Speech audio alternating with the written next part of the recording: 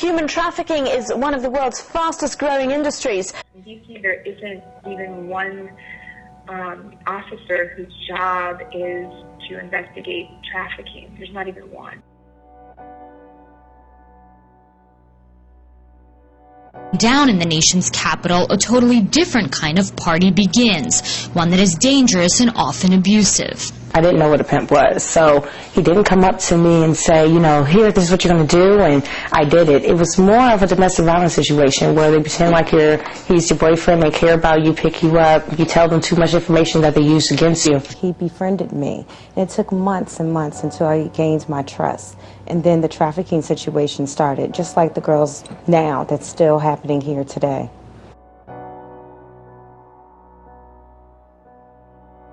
It's rare that, you convince somebody to come in and look at the sick dog or to come into a van and get some candy and then tie them up. That's very unusual. I'm Barbara Amaya. I'm not 21. I'm 15 years old and I'm from Fairfax, Virginia. Please help me. Please find my family. I just want to go back home. They say, we found your family. They're coming to pick you up.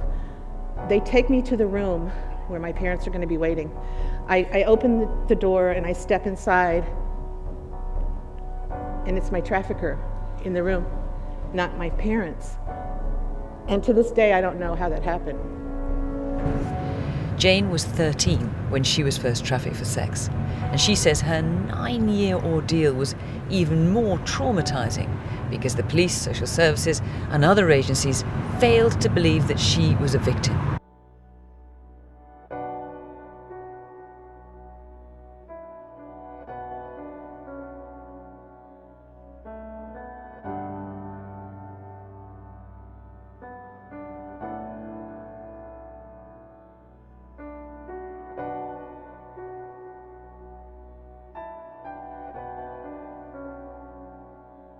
You know, at 12, it was not a choice. It seemed like a choice, but being naive, you don't know anything that young.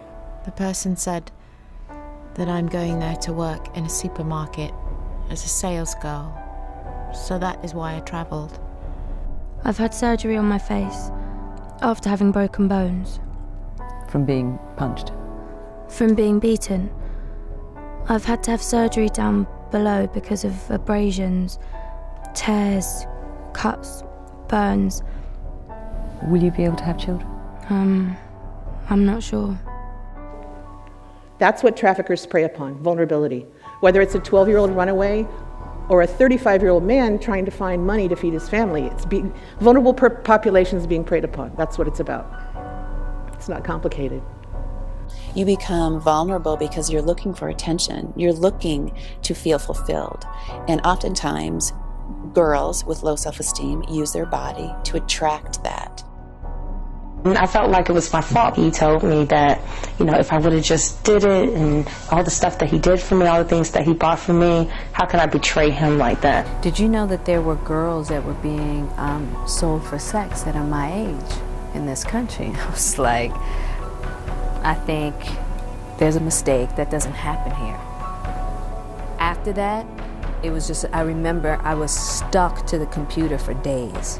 Story after story after story, and I couldn't believe that I didn't know. Started wanting to take pictures and pay me, it was like $50 at first to take just like a tops off picture. And then so that it would be, okay, cool, 12 years old, $50 is a lot of money. Seeing more and more younger girls out here now, and it's just really sad. Easy things to do are to just awareness of the fact that it's happening and a willingness to talk about it, especially because it's very common for it to happen to high schoolers.